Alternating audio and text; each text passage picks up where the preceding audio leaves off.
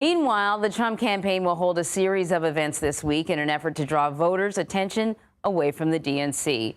The campaign will make stops in Pennsylvania, Michigan, North Carolina, Arizona, and Nevada over the weekend.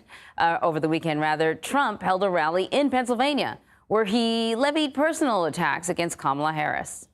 I believe she will be easier to beat than him because she's a truly radical left lunatic. People say, be nice. Have you heard her laugh? That is the laugh of a crazy person. That is the laugh of a crazy. It's the laugh of a lunatic.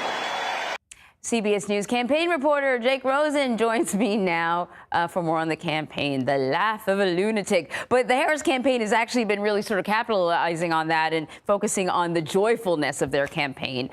So let's talk a little bit more. You know, I asked Nancy Cordes about the Harris campaign sort of asking the Trump campaign to disavow doubling a middle-class tax hike.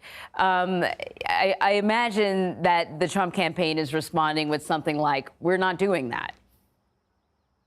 Yeah, and we saw Donald Trump over the weekend, Anne-Marie, say that everything Kamala Harris proposed in that speech on Friday was a lie, especially when she was referring to exactly how he would treat the economy if he wins office again. Now, this applies to the tax hike increase that the Democrats point to, as well as tariffs. Donald Trump called these tariffs a tax on a foreign country, which is not necessarily true depending on the situation that you apply a tariff.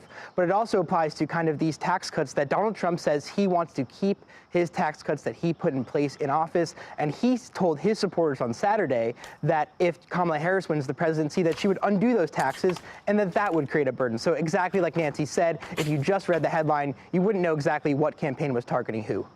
All right, Jake, thank you very much.